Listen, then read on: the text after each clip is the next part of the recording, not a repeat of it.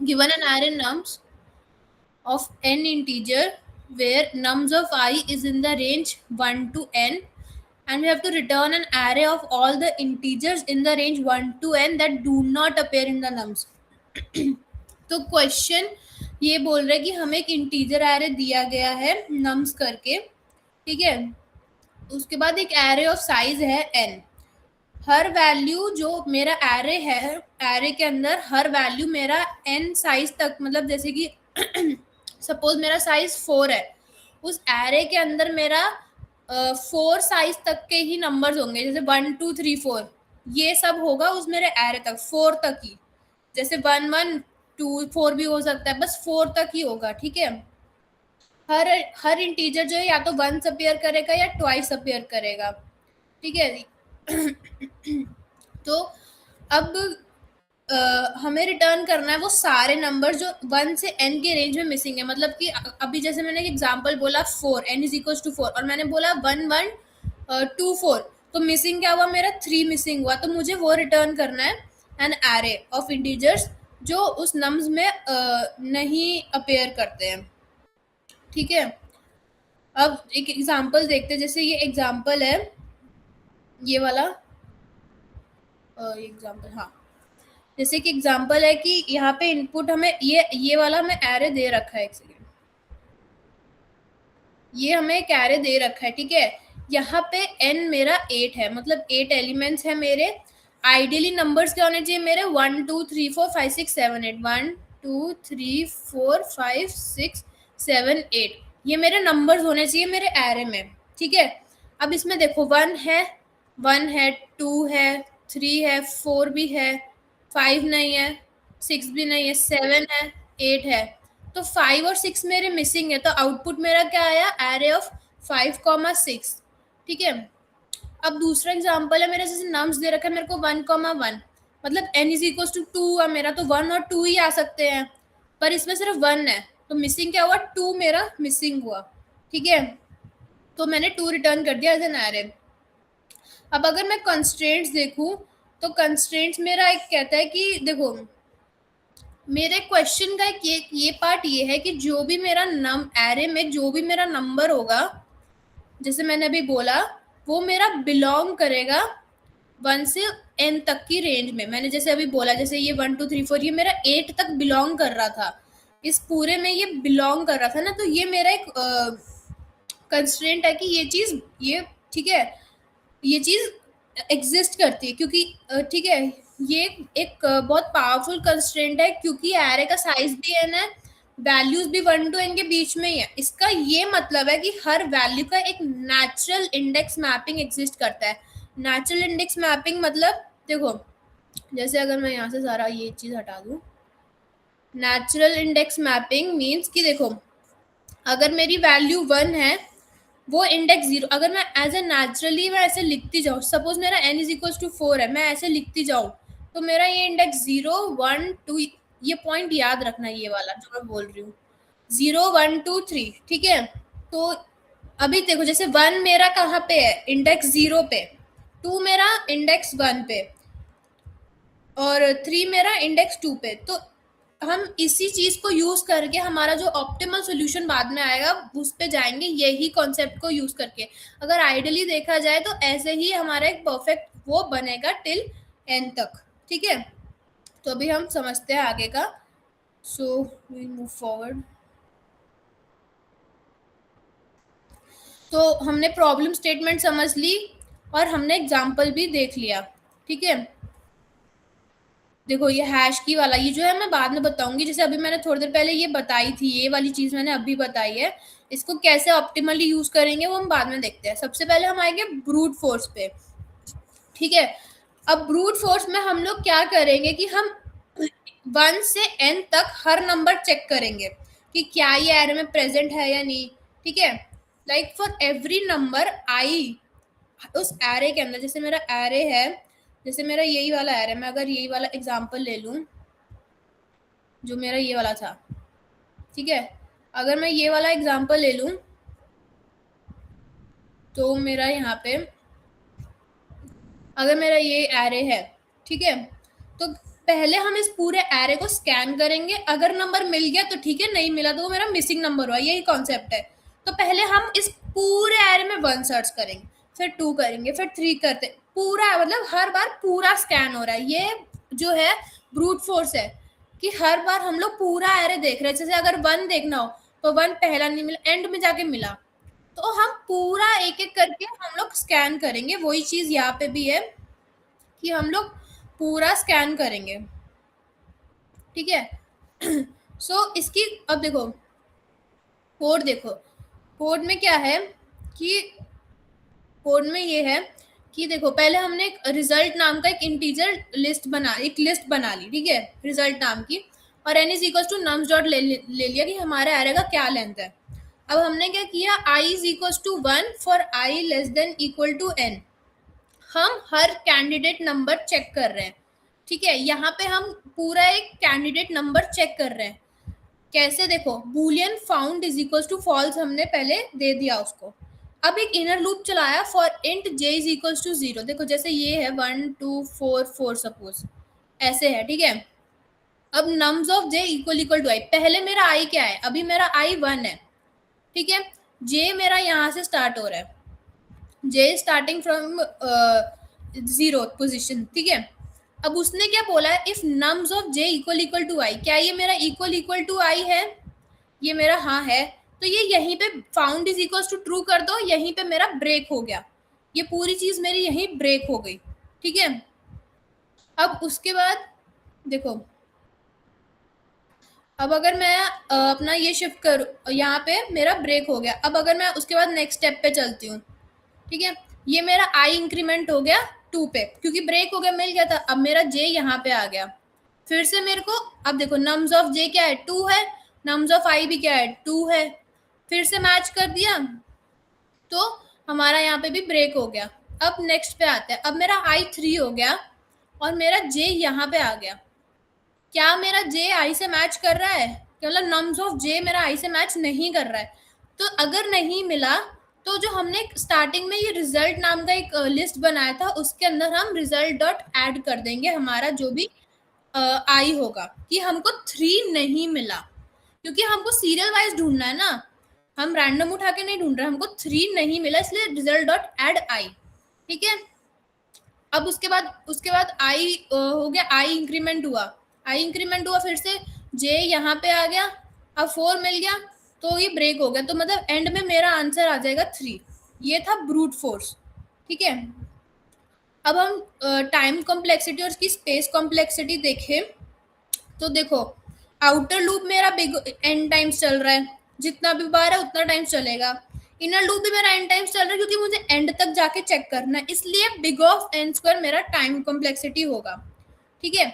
अब ये कॉम्प्लेक्सिटी खराब क्यों है, देखो यहाँ पे कंस्ट्रेंट्स में एक चीज दी गई थी कि n less than equal to 10 to the power 5, ठीक है।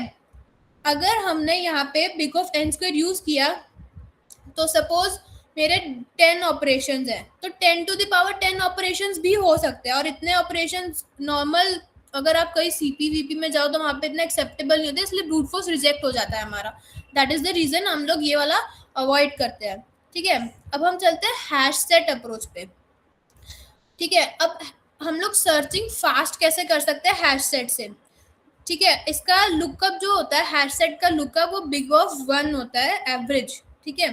तो इसका मेन आइडिया ये है कि सारे नंबर्स को एक हैश सेट में डाल दो, 1 से n तक इटरेट करो, और अगर कोई भी नंबर सेट में प्रेजेंट नहीं है मतलब वो हमारा मिसिंग नंबर है। देखो जैसे यहाँ पे ही मैं सेम एग्जांपल अगर लूँ यही वाला, तो देखो पहले देखो अगर ये वाला एरे है, अगर मैं इसको हैश सेट बनाने जाऊं तो ये मेरा बन जाएगा, हैश सेट बनाने जाऊं 1 2 3 4 7 8, ये मेरा हैश सेट बन जाएगा, ठीक है। भले कोई भी रिपीट हो, पर हैश सेट में एक बार ही आता है ना, हैश सेट में चला गया। अब 1 से 8 तक चेक करेंगे, 1 से 8 तक जब हमने चेक किया हमें पता चला 5 और 6 मिसिंग है, तो दैट इज आवर आंसर, ठीक है। तो अगर मैं इसमें दिखाऊं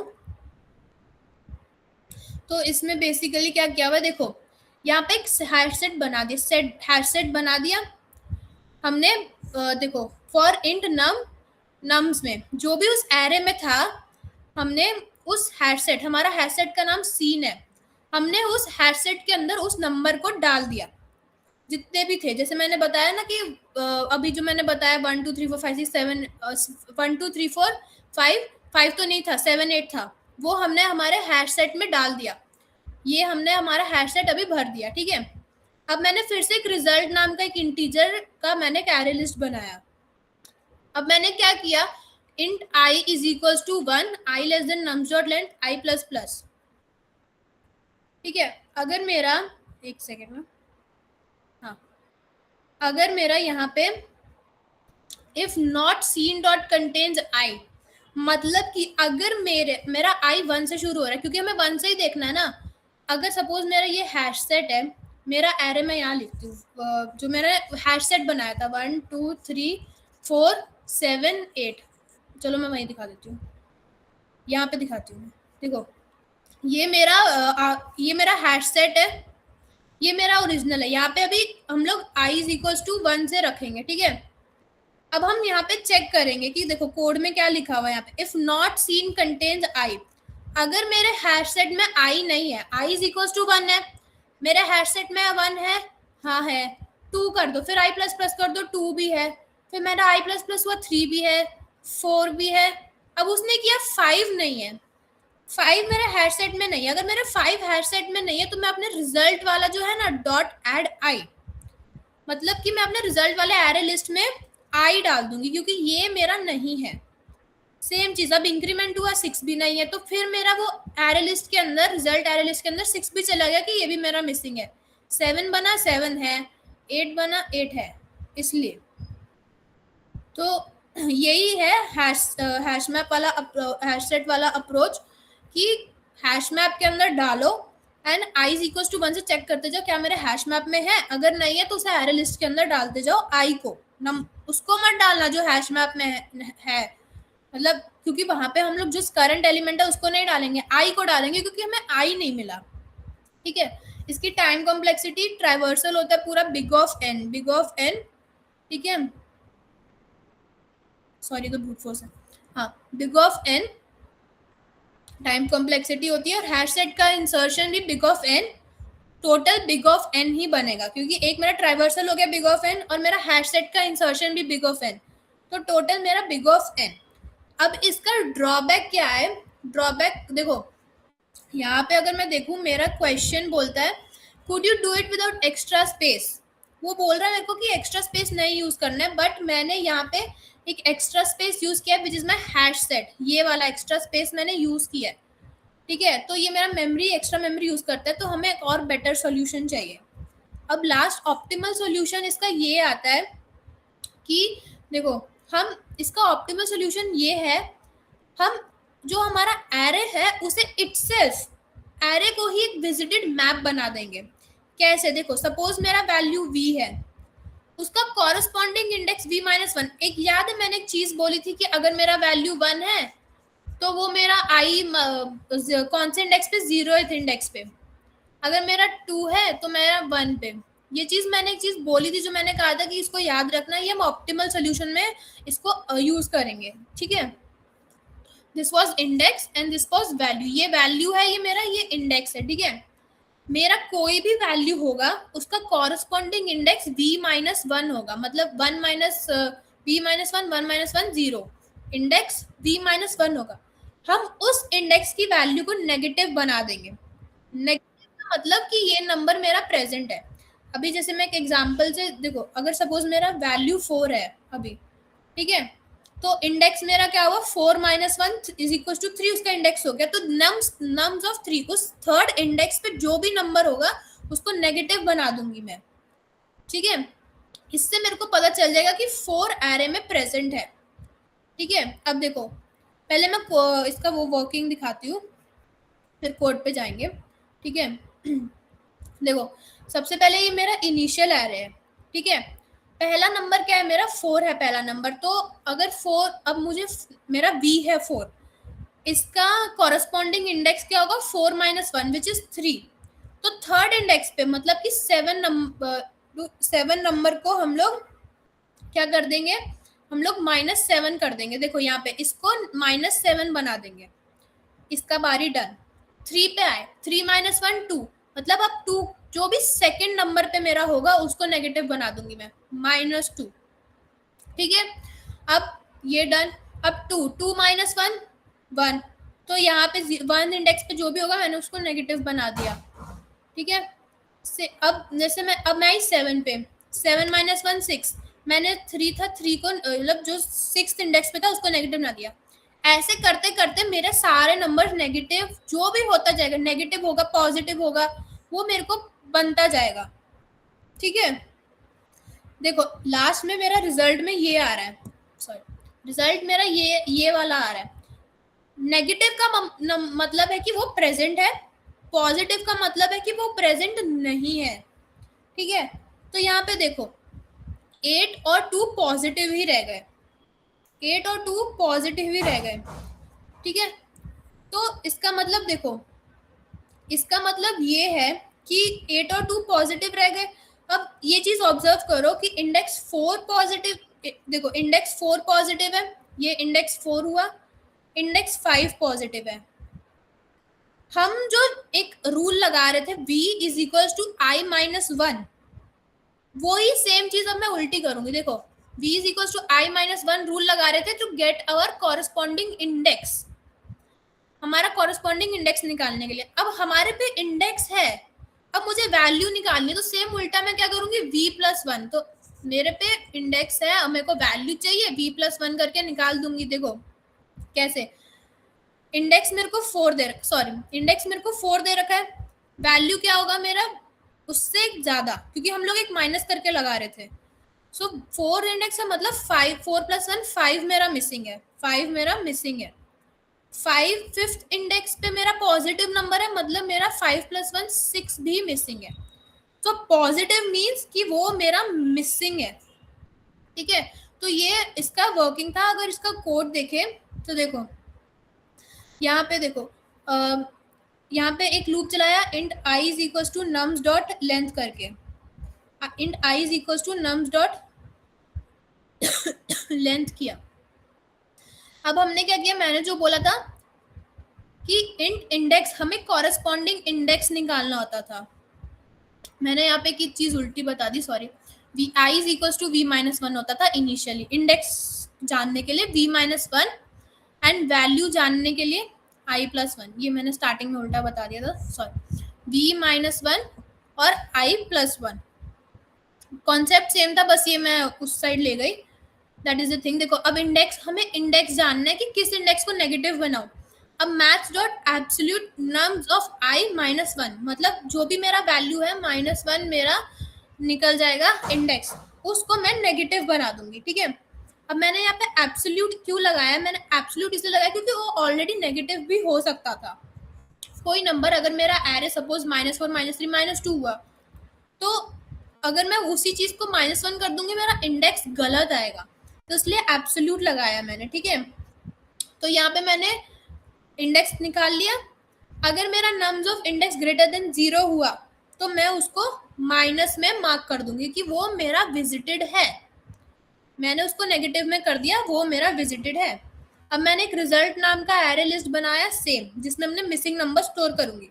एक लूप चलाया, int i is equal to 0, i less than nums dot length i++। अगर मेरा nums of i greater than 0 हुआ, मतलब कि पॉजिटिव हुआ, देखो मैं जो चीज यहाँ बोली थी, पॉजिटिव हुआ मतलब मिसिंग हुआ, अगर पॉजिटिव हुआ मतलब मिसिंग हुआ, तो result dot add i+1, i+1 यही ऐड करेंगे। देखो लास्ट सेकंड फॉर्मूला यही था, v is equal to i+1, वो वैल्यू हम ऐड कर देंगे हमारे एरे लिस्ट में, यही चीज है, ये ऑप्टिमल पूरा था। तो ये ऑप्टिमल अप्रोच था। ठीक है, अब कॉम्प्लेक्सिटी एनालिसिस की बात करें तो देखो टाइम कॉम्प्लेक्सिटी हमारा ये जो ऑप्टिमल सॉल्यूशन का था, देखो एक पास हमारा मार्किंग के लिए कर रहा था कि मार्क कर दो, नेगेटिव मार्क कर दो, नेगेटिव मार्क कर दो, और एक पास था कलेक्शन के लिए। सेकंड पास जो हमारा चला कलेक्शन के लिए, देखो ये पास चला मार्क कर दो और ये कलेक्शन के लिए। तो यहाँ पे दो चीजें चली, देखो एक मार्क करने के लिए एक मार्क पास, एक कलेक्शन पास, तो दो पास हो गए, तो टोटल बिग ऑफ एन यहाँ पे हमारा जो है टाइम कॉम्प्लेक्सिटी लग गया, और space complexity big of one, क्योंकि कोई भी हमने एक्स्ट्रा डेटा स्ट्रक्चर को यूज नहीं किया है। तो ये यहाँ पे सारा कंपैरिजन है टाइम और स्पेस कॉम्प्लेक्सिटी का। और ये तो समरीज हैं जो पहले ही एक्सप्लेन यहाँ पे मैंने कर दी थी स्टार्टिंग में।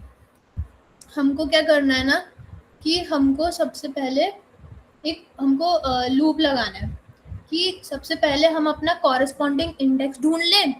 कॉरेस्पॉन्डिंग इंडेक्स जब हमने ढूंढा तो उसको नेगेटिव मार्क कर दें। तो मैं पहले एक लूप लगाती हूँ, i less then nums dot length और i प्लस प्लस। ठीक है, तो मैंने क्या करा, पहले मुझे मेरा कॉरेस्पॉन्डिंग इंडेक्स चाहिए। इंडेक्स निकालने के लिए मैथ्स डॉट एब्सोल्यूट मत भूलना, क्योंकि हमारे उसमें वो भी हो सकता है, नेगेटिव वैल्यू भी हो सकती है। तो नम्स ऑफ आई -1 करके मेरे को मेरा पर्टिकुलर इंडेक्स मिल जाएगा। ठीक है, अब मुझे उसको नेगेटिव मार्क करना है जो जो हो रहा है। ठीक है, तो देखो अगर नम्स ऑफ इंडेक्स मेरा नंबर जो है वो ग्रेटर देन 0 है, मतलब कि वो मेरा पॉजिटिव बन रहा है, तो मैं क्या करूँगी, मैं उसको नेगेटिव बना दूंगी एज अ साइन कि यस दैट एग्जिस्ट। मैं उसको नेगेटिव बना दूंगी कि हाँ ये मेरा एग्जिस्ट करता है। तो इसको मैंने नेगेटिव बना दूंगी, यहाँ पे मैंने इसको नेगेटिव बना दिया कि एज अ साइन कि दिस इज प्रेजेंट। अब उसके बाद जब मैंने उसको नेगेटिव बना दिया, then I have one more pass कि मैं पहले सबसे पहले एक लिस्ट बना लूँगी जिसमें मैं अपना स्टोर करूँगी जो भी मिसिंग है, वो मैं स्टोर करने वाली हूँ। ठीक है, तो मैं एक एरे लिस्ट बना लेती हूँ यहाँ पे। तो अब मेरा एक पास और था कि चेक करना कि कौन कौन सा नंबर पॉजिटिव बचा हुआ है। ठीक है, तो मैं फिर से एक लूप लगाऊंगी, i less then nums dot length i plus plus. अब मैं चेक करूंगी कि क्या मेरा कोई भी nums of i greater than 0 मतलब पॉजिटिव है। अगर है पॉजिटिव तो मैं अपने एरे लिस्ट में उसका एक प्लस करके डाल दूंगी, क्योंकि हमें वैल्यू डालनी है, आई नहीं डालना है। वी वांट द वैल्यू जो उसमें प्रेजेंट नहीं है। तो ठीक है, तो ये मेरा इट इज़ अ मार्क कि पॉजिटिव है मतलब मिसिंग है। तो यही था, अब इसको वर्क करके देखते हैं। मैं यहाँ ये चीज़ मिस कर गई थी कि मैं अंदर माइनस कर रही थी, मेरा नंबर ही है जो वो नंबर क्या हो रहा है ना, मेरा अंदर ही अंदर माइनस हो रहा था, वो चीज़ चल नहीं रही थी, इसलिए ये चल गई है।